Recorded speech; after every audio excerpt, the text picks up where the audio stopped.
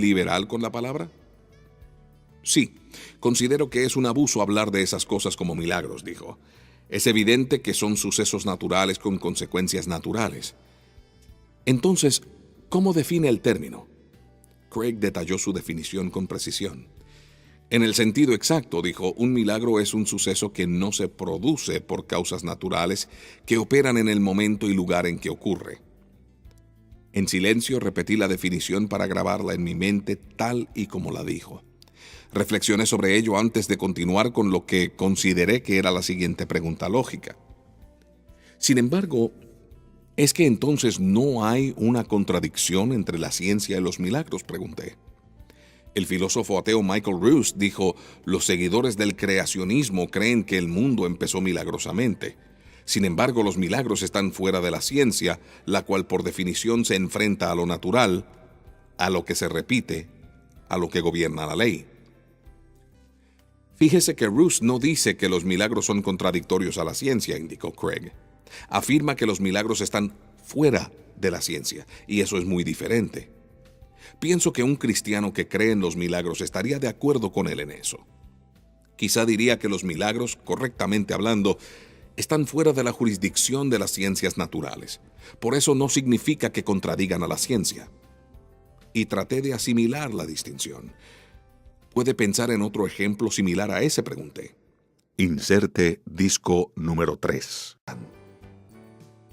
No con explicaciones, sino con fe. Lo aprendió de los campesinos y encontró la fe y la esperanza. Así es que el ateísmo trata a la gente en una forma baja. También le roba el sentido de la muerte. Y si ésta no lo tuviera, ¿cómo al fin y al cabo la vida tendría sentido? El ateísmo degrada todo lo que toca. Mira el resultado del comunismo, la forma más poderosa de ateísmo en el mundo. Y al final, cuando el ateo muere y se enfrenta a Dios en lugar de la nada que predijo, reconocerá que el ateísmo era una respuesta barata porque negaba lo único que tiene valor: el Dios de valor infinito. Kreeft expresó algunos puntos interesantes, pero le dio un poco de vueltas al asunto. Era tiempo de ir al centro del argumento. Sacando algunas notas que había garabateado en el avión, reté a Kreeft con una pregunta que concretó la controversia. Los cristianos creen en 5 cosas, dije. Primero, Dios existe. Segundo, Dios es todo bondad. Tercero, Dios es todo poder. Cuarto, Dios es todo sabio. Y quinto, la maldad existe.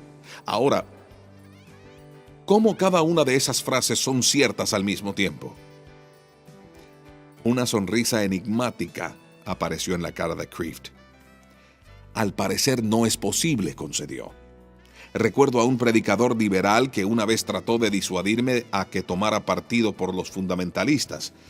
Él dijo, hay un problema lógico aquí. Uno puede ser inteligente, o sincero, o fundamentalista, o dos de cualquiera de los tres, pero no los tres. Y mi amigo fundamentalista dijo, yo diría que uno puede ser inteligente, o sincero, o fundamentalista, o dos de cualquiera de las tres, pero no los tres. Y me reí de la historia. Aquí tenemos el mismo problema lógico, dije. Eso es cierto. Parece que tiene que abandonar una de esas creencias. Si Dios es todopoderoso, es capaz de hacer cualquier cosa. Si Dios es todo bondadoso, quiere solo lo bueno. Si Dios es omnisciente, sabe lo que es bueno. De modo que si todas estas creencias son ciertas y los cristianos creen que lo son, parecería que la consecuencia es que ningún mal puede existir. Pero la maldad sí existe, le dije.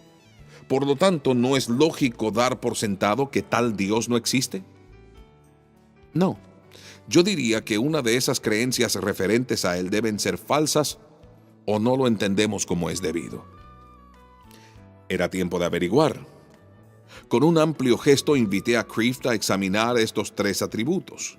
Dios es todo poder, todo bondad y todo sabiduría. Uno por uno a la luz de la existencia del mal. ¿Qué significa cuando decimos que Dios es todopoderoso?, preguntó Kreeft para luego responder a su propia pregunta. Eso quiere decir que puede hacer todo lo significativo, todo lo que es posible, todo lo que es lógico en absoluto. Dios no puede hacer que Él deje de existir. No puede hacer que el mal sea bueno. Así es que hay cosas que no puede hacer aunque sea todopoderoso, dije. Precisamente porque es todopoderoso no puede hacer algunas cosas. No puede cometer errores. Solo los seres débiles y estúpidos los cometen. Uno de esos errores sería tratar de crear una contradicción propia, como 2 más 2 son 5, o un cuadro redondo. Ahora, la defensa clásica de Dios contra el problema del mal es que no es lógicamente posible tener libre albedrío sin la posibilidad de maldad moral. En otras palabras, una vez que Dios decidió crear seres humanos con libre albedrío, ya dependía de ellos, y no de Dios, de que hubiera pecado o no. Eso es lo que significa el libre albedrío. El mal y por consiguiente el sufrimiento que trae como resultado se formó en la posición de Dios al decidir crear seres humanos. ¿Entonces Dios es el creador del mal? No. Creó la posibilidad del mal. Las personas materializan ese potencial. El origen del mal no es el poder de Dios, sino la libertad de la humanidad. Incluso un Dios todopoderoso no crearía un mundo en el que las personas tuvieran libertad genuina y que además no fuera factible el pecado, porque nuestra libertad incluye la posibilidad del pecado dentro de su propio contenido. Es en sí una contradicción sin ningún sentido común tener un mundo en el que existe una verdadera elección mientras que al mismo tiempo no se tenga la posibilidad de elegir el mal. Preguntar por qué Dios no creó tal mundo es como preguntar por qué no creó colores sin color y cuadrados redondos. Entonces, ¿por qué Dios no creó un mundo sin libertad humana? Porque ese hubiera sido un mundo sin humanos. ¿Hubiera sido un lugar sin odio? Sí. ¿Un lugar sin sufrimientos? Sí. Pero también hubiera sido un mundo sin amor, lo cual es el valor más alto en el universo. Ese bien supremo nunca se hubiera podido experimentar. El verdadero amor, nuestro amor a Dios y nuestro amor a cada uno debe de involucrar una elección. No obstante, con la concesión de esa elección viene la posibilidad que la gente escogería en lugar de odiar. Sin embargo, mire Génesis, dije. Dios creó un mundo en el que las personas eran libres y a pesar de eso no había pecado. Eso es precisamente lo que hizo, Kreeft dijo. Después de la creación declaró que el mundo era bueno. La gente era libre de escoger amar o alejarse de Dios. Sin embargo, tal mundo es necesariamente un lugar en el que el pecado es posible con entera libertad y por lo tanto esa potencialidad para el pecado la llevó a cabo la gente, no Dios. La culpa a la larga cae en nosotros. Él hizo su parte a la perfección. Nosotros somos los únicos que lo arruinamos. El rabí Harold Kushner llegó a una conclusión diferente en su bestseller When Bad Things Happen to Good People, cuando las cosas malas le suceden a la gente buena, indiqué. Dice que al fin y al cabo Dios no es todopoderoso, que le gustaría ayudar, pero que no puede resolver todos los problemas en el mundo. Afirmó, aún Dios tiene dificultad en mantener el caos bajo control. Eso es difícil de comprender para un rabí, pues los judíos tienen bien claro que Dios es lo opuesto a eso, dijo Kreeft, enarcando una ceja. Es sorprendente que en contra de la evidencia, al parecer, los judíos insistieron que hay un Dios que es todopoderoso y sin embargo, todo bondadoso. Ahora, eso no parece tan razonable como el paganismo, el cual dice que si existe el mal en el mundo, deben haber muchos dioses que no son tan todopoderosos. Algunos de ellos buenos y otros malos, o si hay un solo Dios, enfrenta fuerzas que no puede controlar mucho. Hasta que vino la revelación del judaísmo de la verdad de Dios, fue una filosofía muy popular. Usted no piensa mucho del Dios de Kushner, dije más bien a manera de observación que de pregunta. Con sinceridad, casi no vale la pena creer en esa clase de Dios. ¿Que si tengo un hermano mayor que hace lo que puede, pero que no es mucho? Pues bien, ¿a quién le importa?, dijo levantando sus hombros. Hablando en forma práctica, eso es lo mismo que el ateísmo. Confiamos primero en nosotros mismos y luego, quizá, sí o no, en Dios. No, la evidencia es que Dios es todopoderoso. El aspecto a recordar es que la creación de un mundo donde existe el libre albedrío y no se tiene la posibilidad de pecar es una contradicción en sí misma, y eso abre las puertas a que las personas escojan el mal antes que a Dios, trayendo como resultado el sufrimiento. La abrumadora mayoría del sufrimiento en el mundo se debe a nuestras elecciones de matar, difamar, de ser egoístas, de las desviaciones sexuales, de romper nuestras promesas, de ser imprudentes. Le pedí a Kreeft que pasara a la siguiente cualidad divina: la omnisciencia de Dios. Empujó hacia atrás su silla para ponerse cómodo. Luego miró al lado como si hiciera acopio de sus pensamientos otra vez. Comencemos en esta forma, dijo.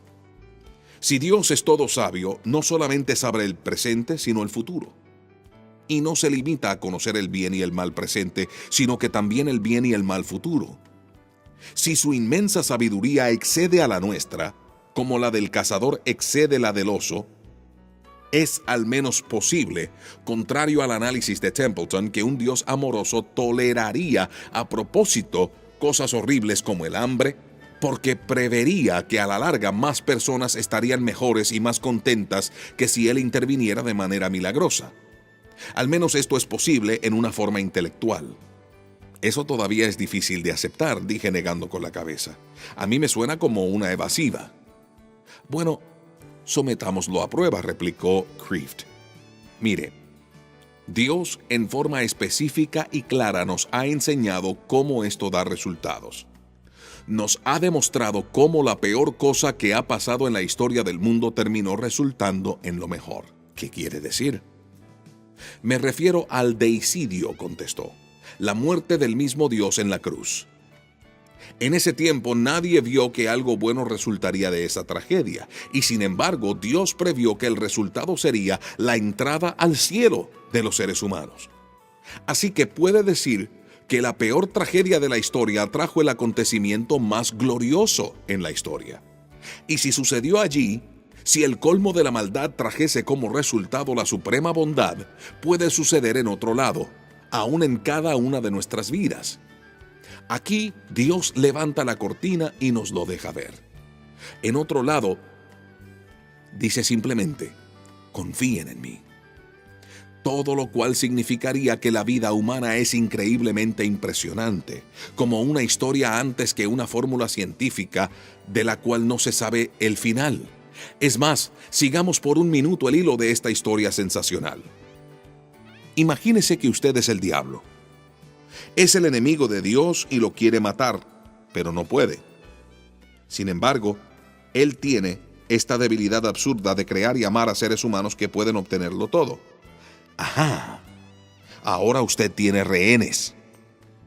Entonces simplemente viene al mundo, corrompe a la humanidad y arrastra a algunos de ellos al infierno.